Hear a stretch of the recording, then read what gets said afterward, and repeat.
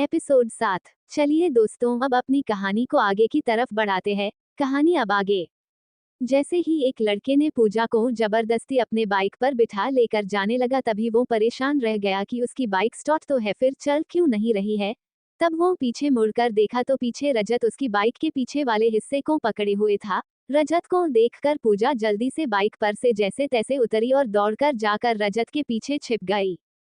रजत पूजा के साथ हुई बदतमीजी के कारण काफी गुस्से में था, इसीलिए वो गुस्से में बोला, तुम लोगों ने इस लड़की को परेशान करके अपनी मुसीबत को बुला लिया है। रजत की बात सुन एक लड़का हंसते हुए बोला, क्यों, ये तुम्हारी वो है क्या? अरे ये इतनी हॉट लग रही है, तुम भी मजा लो और हमें भी लेने दो। मैं कौन सा अकेले मजा लेने की बात कर रहा हूँ, क्यों भाइयों? तभी दूसरा लड़का भी एकदम हंसते हुए बोला, सही बोल रहे हो तुम दोस्त।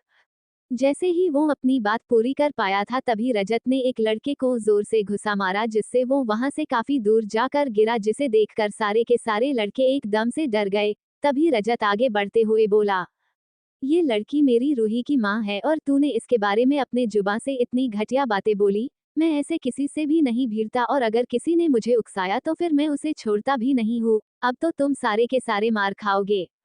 ये बोल रजत एक एक को पकड़ पकड़ कर मारने लगा। किसी के सर पर मारता तो किसी के हाथ को मरोड़ देता, जिससे सभी लड़के दर्द के मारे चीखने लगते।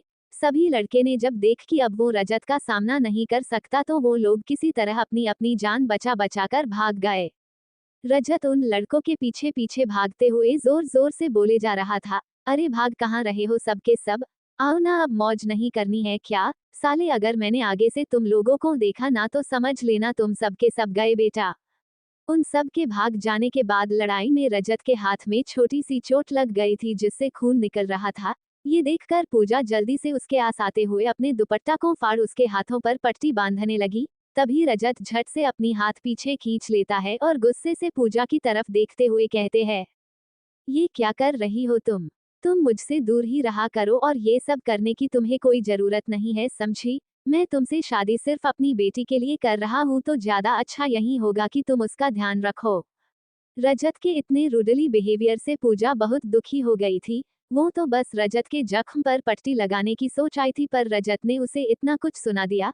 ये सब यमुना को साफ साफ समझ आ रहा था कि रजत के ये सब कहने से बेचारी पूजा को कितना बुरा लगा है, इसीलिए वो रजत के मंदिर के अंदर चले जाने के बाद पूजा के पास आते हुए बोली, मैं जानती हूँ बेटा कि तुम्हें मेरे रजत की बातों का कितना बुरा लगा है। भले ही तुम अपना दुख हमसे छिपाने की कोशिश कर लो, पर मैं समझ सकती हूँ।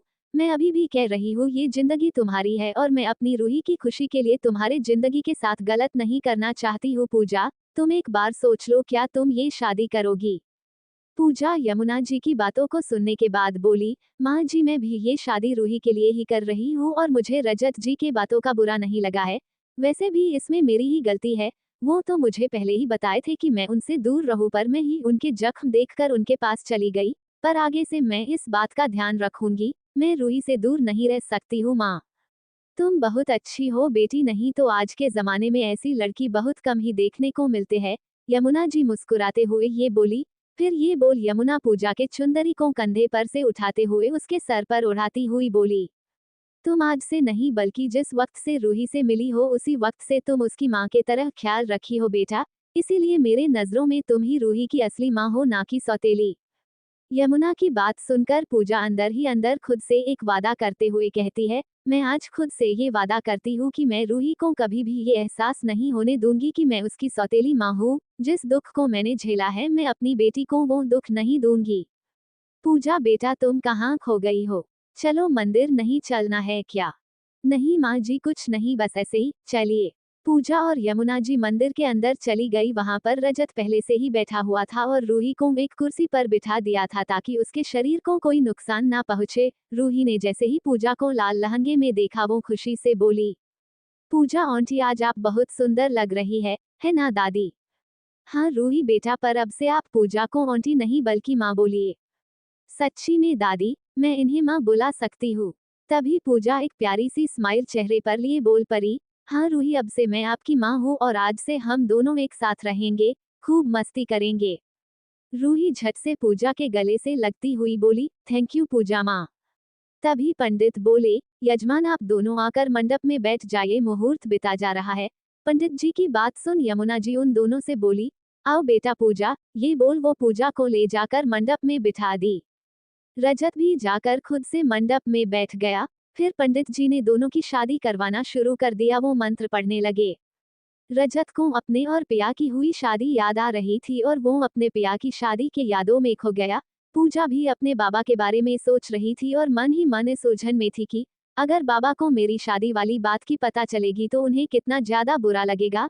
जब उन्हें ये पता चलेगा कि मैंने ये शादी सिर्फ रूही के लिए कर ली है तो उन पर क्या बीतेगी। मैं अपनी दोबारा से हो रही इस शादी को बाबा से कह भी नहीं पा रही थी, इसीलिए उसका मन बहुत भारी भारी सा लग रहा था। तभी पंडित जी ने बोला, अब आप दोनों फेरे लेने के लिए खड़े हो जाइए।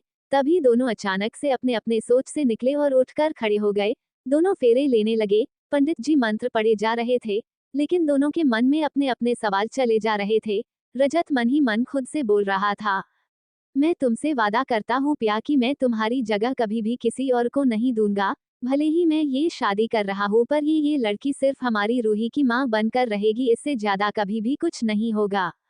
इधर पूजा भी मन ही मन अपने आप से ये वादा कर रही थी कि मैं कभी भी रजत जी के ऊपर खुद को नहीं थोपूंगी और हमेशा रूही को अपनी बेटी से ज्यादा प्यार दूंगी। पंडित जी रजत के हाथ में मंगलसूत्र देते हुए बोले, बेटा अब आप दुल्हन को ये मंगलसूत्र पहनाइए। रजत ने भी वो मंगलसूत्र ले पूजा के गले में डाल दिया, फिर उसके मांग में सिंदूर लगा दी। दोनों का विवाह संपन्न हो गया। तभी रजत को एक फोन आया। रजत फोन को उठाते हुए बोला, हेलो, हाँ मिस्टर ठक्कर बोलिए। हेलो मिस्टर रजत, मैं आपके ऑफिस में आ गया हूँ, तो क्या आप इस वक्त ऑफिस आ सकते हैं क्योंकि मुझे किसी काम से बाहर जाना पड़ रहा है, तो मैं चाहता था कि हमारी मीटिंग आज ही हो जाती। तो ओके मिस्टर ठक्कर, मैं अभी कुछ देर में पहुंचता हूँ, आप वेट कीजिए। ये बोल रजत कॉल रख देता है। फिर माँ के तरफ देखते हुए बोलता है, माँ मुझे अभी किसी काम से ऑफिस जाना पड़ रहा है, आप सभी ड्राइवर के साथ घर चले जाइए। ये बोल रजत पूजा के साथ हुए गठबंधन को खोल वहां से निकल जाता है और पूजा बस अपने हाथ में वो गठबंधन लिए खड़ी रह जाती है, पर वो अपने चेहरे पर किसी तरह का भाव नहीं लाती है और खुशी से रूही के तरफ देखकर बोलती है, अब हम और रूही हमेशा एक साथ रहेंगे, क्यों माँ? तो रूही बेटा चले घर, हम तीनों मिलकर घर चलते हैं, फिर मैं रूही के लिए मीठी मीठी खीर बनाऊंगी। आपको पसंद है ना खीर रूही? यमुना पूजा को रूही से बात करते देख मन ही मन कहती है, किस मिट्टी की ये लड़की बनी है। भगवान ने एक तो इसके बचपन में ही माँ को छीन लिया और कभी भी एक सुख नहीं दी, और आज जब ये हमारे घर भी आई है तो इसे यहाँ भी कोई सुख नहीं है। पर फिर भी ये रूही के साथ कितनी खुश है। इस बच्ची के साथ बहुत गलत हो रहा है। भगवान, आप ही कोई चमत्कार कीजिए जिससे मेरे रजत और इस बच्ची के जीवन में दोबारा से खुशियां लौटकर आ सके। यमुना ख्यालों में खोई हुई थी। तभी रूही बोली, दादी चलिए, अब आप यहाँ खड़ी क्यों हैं? आज माँ हमारे लिए खीर बनाएंगी। मैं तो बहुत एक्साइटेड हूँ, जल्दी से चलिए ना। इस पर यमुना भी अपने चेहरे पे एक मुस्कुराहट लाते हुए रूही और पूजा के साथ खुश होते हुए बोली, हाँ हाँ चलो, मुझे भी खीर खानी है भाई। ये बोल पूजा रूही को अपने गोद में उठा लेती है और तीनों गाड़ी में बैठ घर जाने के लिए निकल जाते हैं।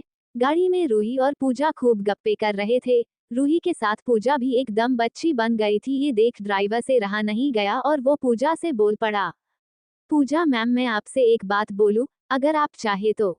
वो थोड़ा सकुचाते हुए ही पूछा, अरे भैया आप मुझे मैम क्यों बोल रहे हैं? मेरा नाम पूजा है तो आप मुझे सिर्फ पूजा कहकर बुला सकते हैं, मैम बोलने की कोई जरूरत नहीं है। नहीं नहीं पूजा मैम, आपको मैं आपके नाम से कैसे बुला सकते हैं? आप सर की वाइफ है तो।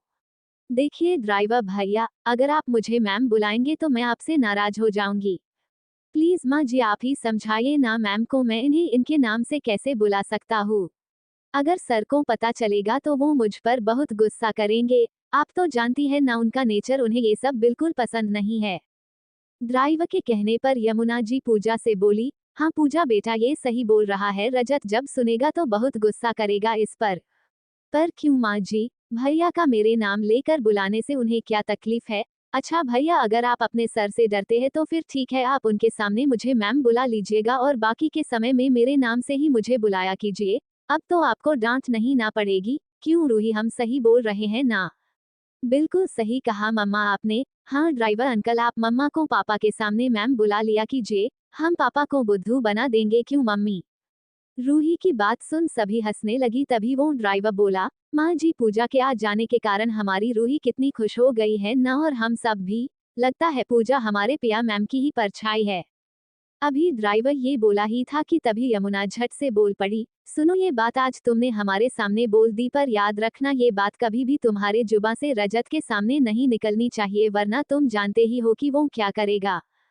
फिर पूजा भी विनम्रता से बोली, और हाँ भैया, रही बात मेरी, तो मुझे आप किसी की परछाई मत बनाइए। मैं जो हूँ वहीं रहने दीजिए, मैं इसी में खुश हूँ प्लीज।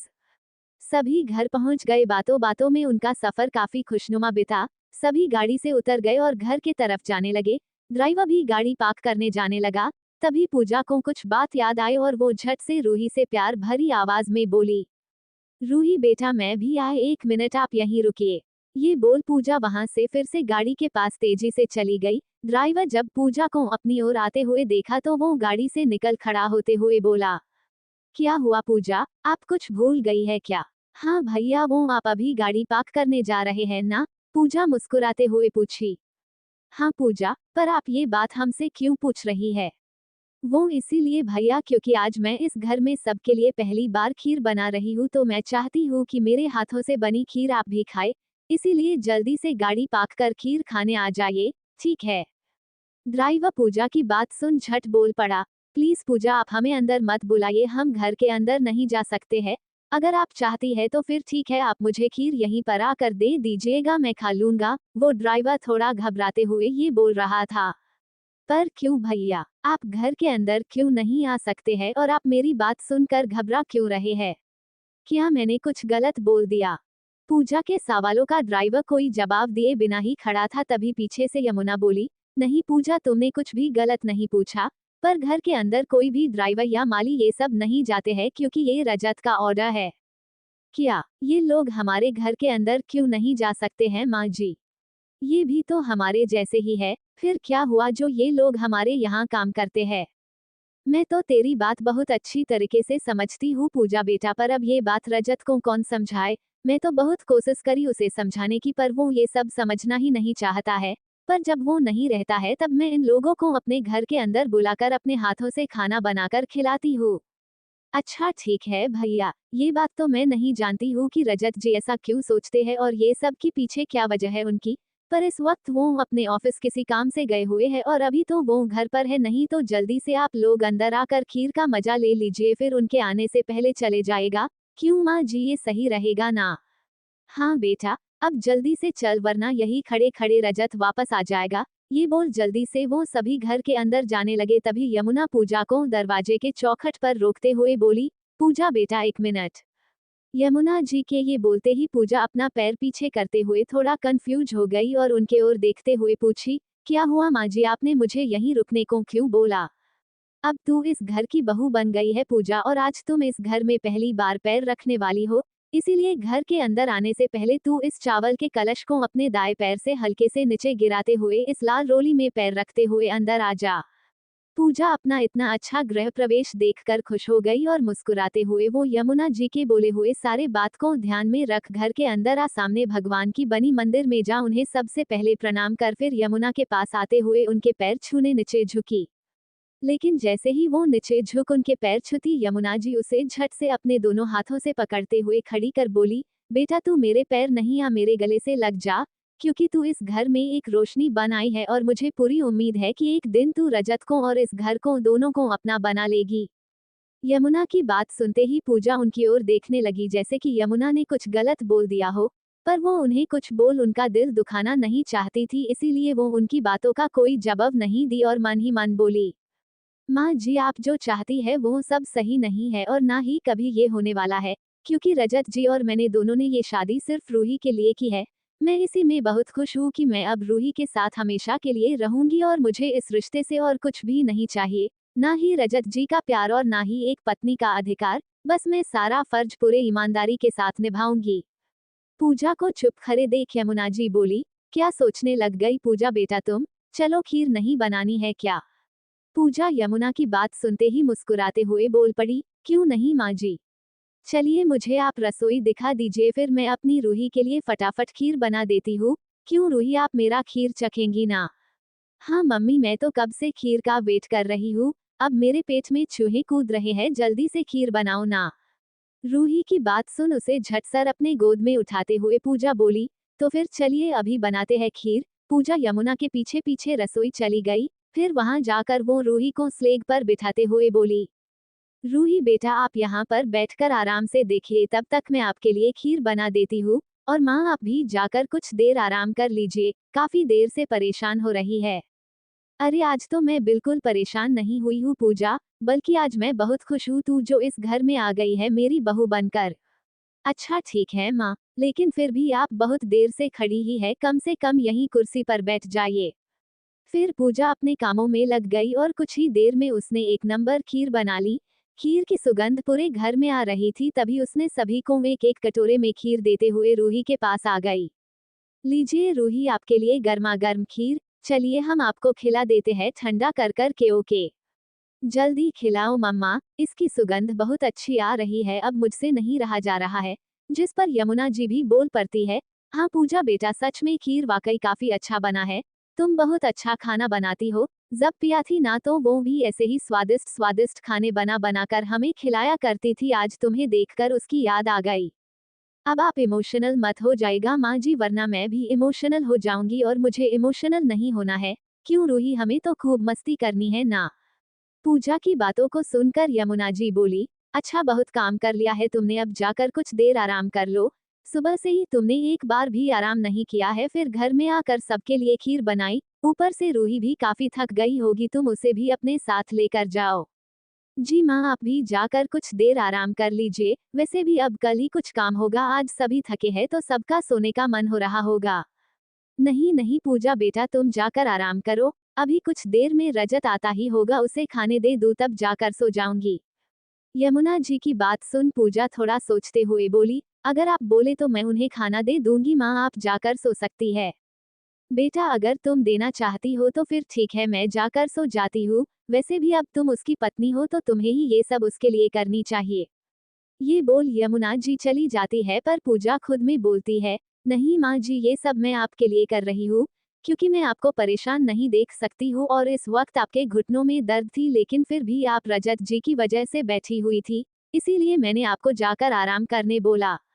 पूजा एक नजर घड़ी को देखकर खुद में ही बोली, अभी तो रात के 9 ही बजे है, शायद अभी कुछ वक्त और लग जाएगा उन्हें आने में। माँ जी बोली है कि कुछ देर में आएंगे, तब तक मैं जाकर रूही के पास लेट जाती हूँ, वैसे भी काफी थका थका सा फील हो रहा है। ये सोच वो रूही के कमरे के दरवाजे को जैसे ही खोली, रूही को गुमसुम बेड पर बैठे देख जरा सोच में पड़ गई और फिर प्यार से बोलती हुई अंदर आते हुए पूछी, अरे भाई मेरी रूही अभी तक सोई नहीं है, और ये क्या उसके चेहरे ऐसे लटके क्यों है? किसी ने कुछ कहा मेरी रूही से क्या? पूजा को देख रूही झट बोल पड़ी, नहीं मम्मी, मुझे किसी ने कुछ भी नहीं कहा, वो मुझे नींद ही नहीं आ रही है, मैं कब से सोने की कोशिश कर रही हूँ पर मैं बोर हो रही हूँ। बस इतनी सी बात, तो चलिए आज हम और रूही साथ में सोएंगे, आपको मैं एक कहानी सुनाऊं, आप सुनोगी? रूही पूजा के मुंह से कहानी का नाम सुनते ही खुशी से चहकते हुए बोल पड़ी, क्या मम्मी सच में आप मुझे कहानी सुनाएंगी? वाओ बहुत मजा आएगा। हाँ क्यों नहीं, हम अपनी रूही को एक परी का कहानी सुनाएंगे, लेकिन उससे पहले चलिए आप यहाँ आकर हमारे पास लेट जाइए, फिर हम आपको कहानी सुनाएंगे। रूही झट से पूजा के पास आकर लेट गई और एकदम से कहानी सुनने के लिए एक्साइटेड हो गई। पूजा भी उसके बालों को प्यार से सहलाते हुए कहानी सुनाने लगी। कहानी सुनते सुनते ही रूही बीच में ही सो गई। जब कुछ देर तक रूही कहानी सुनने के बाद भी कोई सवाल नहीं पूछी तो पूजा उसके तरफ देखकर मुस्कुराते हुए खुद में धीरे से बोली, लगता है आप सो गई, कोई बात नहीं, अब हम आपको कल आगे की कहानी सुनेंगे। रूही तो सो गई पर रजत जी अभी तक नहीं आए हैं, तब तक मैं भी कुछ देर आंखें बंद कर लेती हूँ। जब आएंगे तो उनके कार की आवाज तो आ ही जाएगी, फिर मैं झट से जग जाऊंगी। ये सोच पूजा रूही को अपने बाह में भरे खुद भी सो गई। थकावट की वजह से उसे काफी गहरी नींद आ गई, इसीलिए उसे पता ही नहीं चला कि कब रजत की गाड़ी आ गई।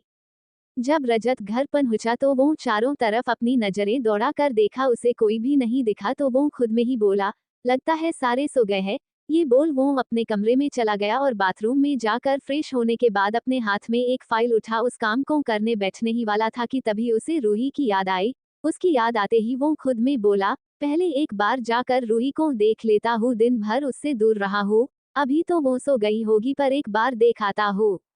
ये बोल रजत अपने कमरे से निकल रूही के कमरे के तरफ चल दिया। जब उसने रूही के कमरे के दरवाजे खोले तो बेड पर पूजा को रूही को अपने बाहों में ले सोए हुए देखकर थोड़ा हैरान हो गया। फिर धीरे से रूही के पास जाकर खड़े होते हुए उसके चेहरे को गौर से देखते हुए मन ही मन बोला, कितनी शांति है आज मेरी बच्ची के चेहरे पर। शायद माँ ठीक ही कहती थी, इसे एक माँ की जरूरत थी जो इसे प्यार दे सके, और शायद ये लड़की मेरी बच्ची को एक माँ का प्यार दे सकती है।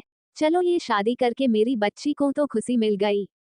ये सोच रजत धीरे से बेड के दूसरे सिरे पर रखे चादर को उठा हल्के से रूही को ओढ़ाने लगा। तभी पूजा की नींद अचानक से टूट गई, और जैसे ही उसने अपनी आंखें खोली अपने आगे रजत को देख एकदम से डर गई और उसके मुंह से जोर की चीख निकलने ही वाली थी कि तभी रजत झट से कहीं रूही की नींद ना टूट जाए। ये सोच पूजा के मुंह को अपने हाथों से दबाते हुए धीरे से बोला, चीखना बंद करो वरना रूही जग जाएगी। मैं रूही को ये चादर उड़ा रहा था, उसे ठंड लग रही थी। पूजा रजत की बात सुनकर शांत हो गई और आंखों से इशारा करते हुए बोली कि उसके मुंह पर से हाथ हटाए। रजत भी झट से उसके मुंह पर से अपना हाथ हटा दिया, फिर वहां से जाने लगा। तभी पूजा को याद आया कि यमुना ने कहा था रजत को खाना देने, वो तो भूल ही गई। इसीलिए जल्दी जल्दी वो रूही को धीरे से बेड पर लिटा उस कमरे से निकलते हुए धीरे आवाज में बोली, रजत जी एक मिनट रुकिए। पूजा का पीछे से आवाज सुन रजत उस तरफ मुड़ते हुए उसे घूरने लगा, मानो कि वो पूछ रहा हो कि उसे क्यों रोका। दरअसल वो माँ जी ने कहा था आपको खाना खिलाने के लिए, आप डाइनिंग टेबल पर बैठिए, मैं अभी जाकर किचन से खाना गर्म करके लाती हूँ।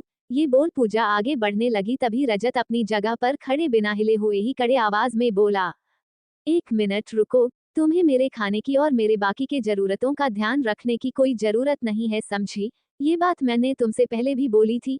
मैं तुम्हें यहाँ पर सिर्फ अपनी बेटी के लिए लाया हूँ, तो ज्यादा बेहतर यही होगा कि तुम अपना सारा ध्यान उस पर दो। और रही बात मेरे खाने की, तो वो मैं खुद लेकर खा लूंगा। तुम जाकर रूही के पास सो जाओ। पूजा रजत की इतनी रुडली बात सुनकर अपना सर झुका वहां से रूही के कमरे में आ गई और उसके बगल में लेटकर मन ही मन रजत पर बहुत गुस्सा करते हुए बोली, मैंने ऐसा क्या बोल दिया जो उन्होंने मुझे इतना सुना दिया? अगर चाहती तो मैं भी उन्हें बहुत कुछ बोल सकती थी, पर मैं नहीं चाहती कि रूही ये सब देखे या उसे ऐसा फील हो कि हम दोनों एक साथ खुश नहीं है। अरे नहीं खाना है तो मुझे भी उन्हें खिलाने का कोई शौक नहीं है। वो तो माँ जी के लिए मैंने सोचा कि आपको खाना दे दूंगी, पर ये नहीं सुधरने वाले हैं, खड़ूस के खड़ूस ही रहेंगे। तभी तो सब उनसे इतना डरते हैं, वो है ही एकदम डेविल टाइप। हाँ मुझे क्या, मैं तो आराम से सोऊंगी। ये बोल वो रूही को फिर से अपने हाथों से पकड़ अपनी आंखें बंद कर सो जाती है। इधर रजत मन ही मन बोलता है, अरे यार भूख तो मुझे लगी है, पर मैं खाऊं क्या? एक बार किचन में जाकर देखता हूँ, अगर खाना ठंडा हो गई होगी तो मैं उसे गर्म कर लूंगा, पर उस लड़की के हाथों से नहीं खाना खाऊंगा। कल से माँ को समझा दूंगा कि वो मेरे किसी भी काम को उस लड़की से करने के लिए ना कहे। मुझे ये बिल्कुल पसंद नहीं है कि वो मेरे काम को करे। वैसे भी वो यहाँ रूही की माँ बनकर आई है, तो बेहतर यही होगा कि वो वही जिम्मेदारी निभाए, मेरी पत्नी बनने की कोशिश भी ना करे। ये सब बोल रजत किचन की ओर चला गया। वहां पर वो एक दो बर्तन उघार कर देखा तो खाना खत्म हुए पड़े थे। तब उसने फ्रिज खोला जहां पर उसके लिए पूजा ने सारा खाना एक प्लेट में कर रख दिए थे। वो प्लेट देखकर रजत झट से उसे निकाल बाहर डाइनिंग टेबल पर आकर बैठ गया और खुद में बोला, वैसे खाना तो मिल गया, पर ये इतना ठंडा है, अब इसे गर्म करना पड़ेगा। छोड़ो, कौन इसे गर्म करेगा, मुझे काम भी करना है। जल्दी से इसे ही खा लेता हूँ, फिर अपने कमरे में जाकर काम निपटा लूंगा। ये बोल वो जल्दी जल्दी खाना खाने लगा। जब उसने खीर को चखा तो वो उसे बहुत ही स्वादिष्ट लगी। वो खुद में ही बोलता है, अरे वाह, आज माँ को क्या हो गया, उन्होंने इतना अच्छा खीर बनाया है। चलो इस ठंडे खाने के बीच एक ये खीर है जो पूरे खाने को फीका होने से बचा दिया। वैसे कल माँ से बोल दूंगा कि उन्होंने काफी स्वादिष्ट खीर बनाया था। ये बोल बोल वो सारी की सारी खीर खा गया और फिर एक डकार लेते हुए बोला, आज कितने दिनों बाद इतना अच्छा खीर खाने को मिला है। फिर रजत वहां से अपने कमरे में चला आया और वहीं फाइल लेकर अपने काम करने लगा। काम करते करते उसे नींद आ गई और वो वही सोफे पर बैठे बैठे ही सो गया, हाथों में फाइल लिए ही। अगली सुबह पूजा सुबह के 5 बजे ही जग गई, क्योंकि उसे इतनी सुबह ही उठने की आदत थी। गांव में सारे लोग इतने सुबह सुबह ही उठ जाया करते थे, इसीलिए वो उठ जल्दी से फ्रेश हो गई। लेकिन जब वो रूही के कमरे से निकलकर बाहर हॉल में आई तो अभी तक वो घर एकदम से सुन्न पड़ा हुआ था, क्योंकि ना ही माँ जी उठी थी और ना ही रजत। ये देखकर वो खुद में ही बोली, हे भगवान, यहाँ तो अभी तक सभी सो ही रहे हैं, अब मैं क्या करूँ? मेरी नींद तो खुल गई है, अब मैं अपना टाइम कैसे बिताऊं? तभी उसे एक आइडिया आता है और वो खुश होते हुए खुद में बोलती है, एक काम करती हूँ मैं, जब तक कोई जगता नहीं है जाकर सबके लिए सुबह का नाश्ता बना देती हूँ। फिर जब सब जगेंगे तो उनके लिए चाय भी पहले से ही रेडी कर दूंगी। उन लोगों को वेट नहीं करना पड़ेगा और मेरे पास इतना वक्त है तो रूही के लिए उनका फेवरेट पिज्जा बना देती हूँ। जब वो उठेगी तो बहुत खुश हो जाएंगी। ये सोच वो खुशी से किचन के तरफ चली गई। अरे, मैंने तो ये सोचा ही नहीं कि मुझे तो यहाँ कौन सा सामान कहाँ रखा है ये पता ही नहीं है। पहले एक काम करती हूँ, इसे अपने हिसाब से सजा लेती हूँ जिससे कि मुझे सारे सामान कहाँ पर रखे हुए हैं ये पता चल सके। हाँ, ये सही रहेगा। तो दोस्तों, आज के इस एपिसोड में बस यहीं तक। आगे की कहानी को हम अगले एपिसोड में सुनेंगे।